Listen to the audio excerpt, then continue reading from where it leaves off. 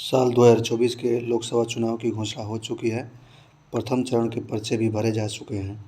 सभी प्रत्याशियों का चुनाव प्रचार जोरों पर है और खर्च भी बेतहाशा हो रहा है।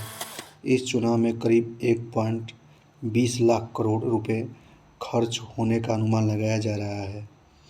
खर्च इससे भी अधिक हो सकता है। साल 2019 के चुनाव में अनुमानतः 60,000 करोड़ रुपए खर्च हुआ था, जो तब तक का सबसे महंगा चुनाव प्रचार माना गया था। जबकि चुनाव 2014 में 9357 करोड़ रुपए खर्च हुआ था।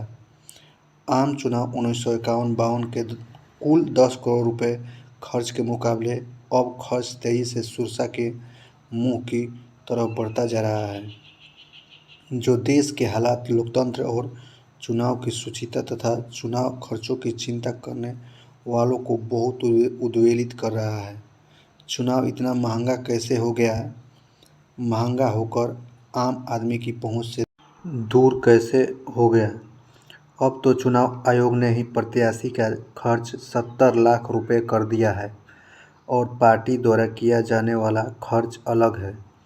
कई चुनाव लड़े हुए साथियों से जब मैंने खर्च पूछा तो चौंकाने वाली चीज़ें सामने आई।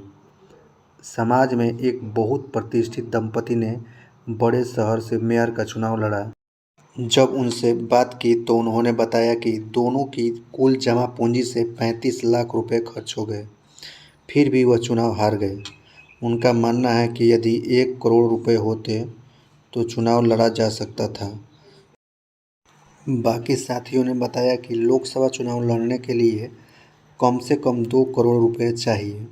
जीत के लिए यह आंकड़ा 5 से 10 करोड़ और उससे भी अधिक पहुंच जाता है। चुनाव लड़ चुके लोगों ने बताया कि लोकसभा चुनाव में हर ब्लॉक में कम से कम 2 गाड़ी चलाना होता है और एक क्षेत्र में 15 से 18 तक ब्लॉक होते हैं, तो कम से कम 30 से 45 गाड़ी का खर्च कम से कम 2 लाख रुपए प्रतिदिन होता है। प्रत्याशी, चुनाव एजेंट और अन्य सहयोगियों की भी कम से कम 5 से 10 तक गाड़ी चलती है। हर ब्लॉक पर कम से कम एक कार्यालय चलता है, जिसका खर्च 5 से 10 हज़ार रुपये प्रतिदिन होता है। केंद्रीय कार्यालय का खर्च भी 10,000 प्रतिदिन होता है। यह चुनाव लड़ने के लिए होने वाले खर्चों की छोटी झलक है।